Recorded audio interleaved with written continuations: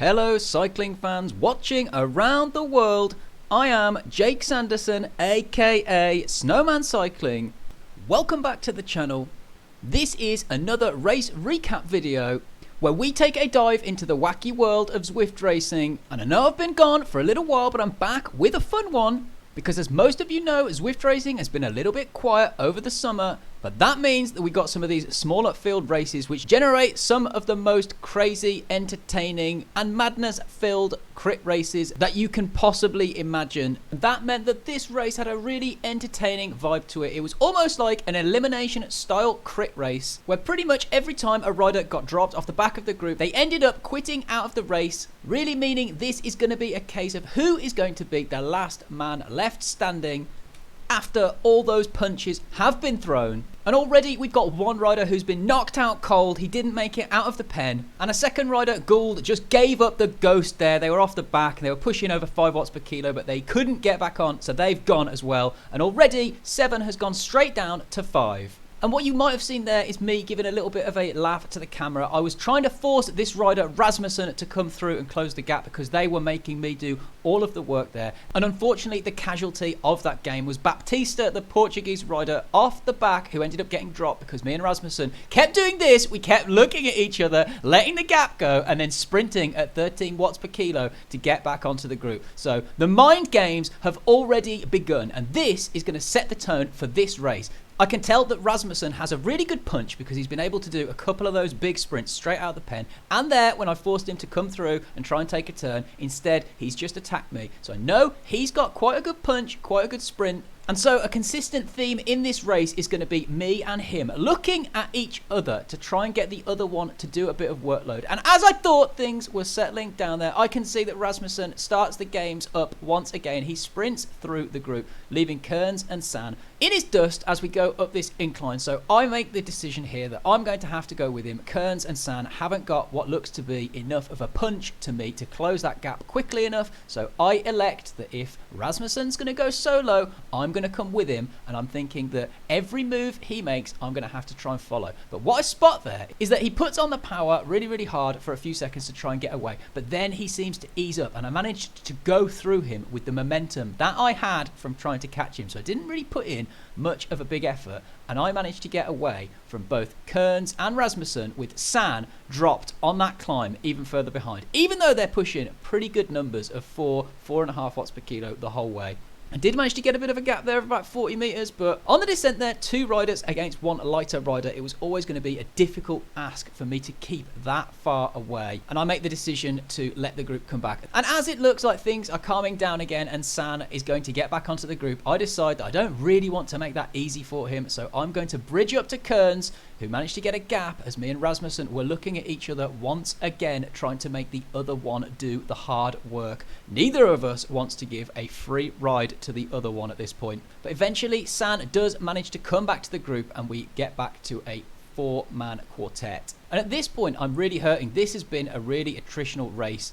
Those surges, those big sprint efforts really take it out of you, and this is the point where I'm thinking I'm going to force Rasmussen to do some work. He's been very good here. I really approve of his tactics at forcing me to do the work, and he knows that I have a good punch. So he doesn't really want to just pull me up to the guy, and he's prepared to take the risk here that if I don't close the gap, Kearns gets away. That is what you have to do with racing. So I really like that tactic from Rasmussen. He made my life extremely difficult and he forced me into some really difficult choices like this, and that's what you have to do. Unfortunately for San, he's the one that pays the price here as we decide to up the pace. And whilst Rasmussen is making the most of his ability and playing his cards to perfection, it's worth noting the same can be said for Kearns here. He clearly doesn't have the same sort of punch as me and Rasmussen with those orange numbers, but what he does have is a really good time trial ability to be able to keep the power down at a steady pace, and he is the one that's profiting.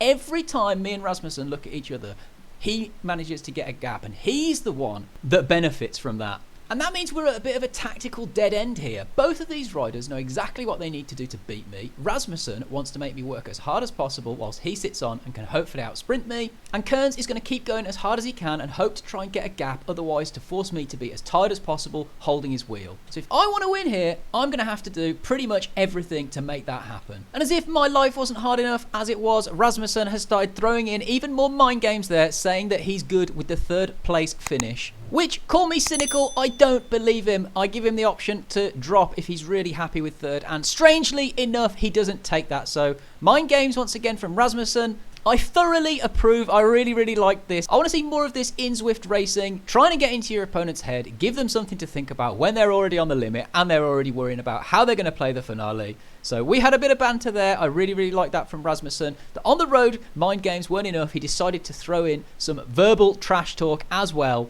And something tells me that won't be the last of the mind games that we see from Rasmussen before all is said and done in this race. And like I mentioned before, I really like the fact that both of these riders knew their skill sets, they knew their strengths, and they knew what they needed to do to win. I don't see that enough in Zwift racing. I don't see people play to their strengths and try and put other people in positions of weakness. Rasmussen does it perfectly here. He lets the gap go open to Kearns, and he forces me to close it because he knows that he can't beat me in a one-to-one sprint. So his only way of winning this is to make me do more work and be more tired than him when we get to the sprint. So he's forcing me to close that gap for him. And conversely, Kearns plays his hand excellently as well. He knows that he's not going to win a sprint out of the 3 of us. So what he has to do is just go as hard as he possibly can between now and the finish to try and hurt us and hope that we look at each other and he manages to get away with a bit of a gap and can hold it. And that means, unfortunately for me, I'm going to have to be the one that does the most work here if I want that win. So they're forcing the stronger opponent to use that strength. Otherwise, they're going to sneak away with that win. So I really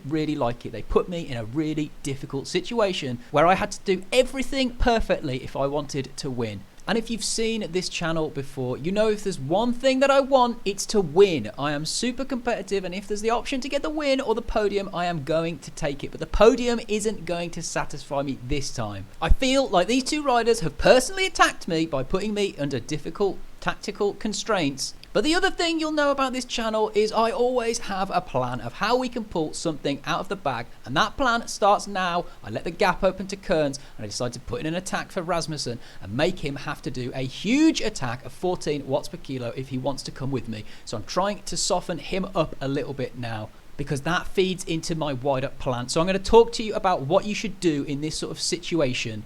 Because if I wait for the sprint finish with Rasmussen, it's basically a shootout. He could get the win, I could get the win. And I don't like those odds. I don't really like gambling if I don't have to. And if I go too far out, this rider Kearns with his really good TT ability is going to reel me back in and then leave me as easy pickings for Rasmussen in the sprint. So I have to balance this perfectly. If I make the wrong move, I'm throwing away the win here. So how do you counter that? Well, I take a page from my opponent's playbook. They're trying to use their strengths against me, so I have to look at it objectively. If I was going against Rasmussen, I'd go for the time trial effort. If I was going against Kearns, I'd go for the sprint. That means neither of those 2 tactics is likely to be massively effective against the other. So instead, I'm going to have to pick something that's going to work against both. And that means I'm going to go right down the middle, and I'm going to try and hit them with a really hard 3 to 5 minute effort. It's not a sprint, it's not a time trial, it's the best of both worlds, and it's going to leave me with the most protection against those 2 riders. Which is why, as you saw then, when Rasmussen let the wheel go, I seized on it. I took that opportunity. I put in an attack and I went past Kearns. Neither of them was able to follow my wheel, so I'm just going all in as hard as I possibly can from this point onwards. And it's a really big 3 to 5 minute effort for me. I was really suffering. And as you saw there, our man Rasmussen doesn't disappoint. He puts in another mind game and tells Kearns that he's got second. If I was Kearns, I wouldn't be listening to him. And I'm still worried that these guys are going to come back to me, but thankfully they split and they're not able to work together, so they can't do that, and they're unable to make any ground up on me. And as we hit the final 300 meters, I can finally sit up, enjoy my handiwork, celebrate. Is that the time? Yes, it's time I got some decent celebrations, because they're getting really bad. So please help me out in the comments below. Give me some good celebration ideas. Ideally as cringe as possible. Give the people what they want. And as I come rolling through the finish line, I'm really pleased with that one. A really difficult race, but I had a lot of fun. Really good work from those riders, Kearns and Rasmussen, I have to say. The average power was 225 watts, 3.7 watts per kilo. Normalized power was 259 watts, 4.31 watts per kilo. So that really shows how much harder those surges made it. And as always, guys, if you enjoyed this video, make sure to like, comment, most importantly, subscribe. It really helps the channel. And the lightest I've been for ages right now, 60 kilos, lightest I've been in about 2 years. Hopefully I don't lose some power along with that. As always, guys, race fast, ride hard, and remember that you are appreciated.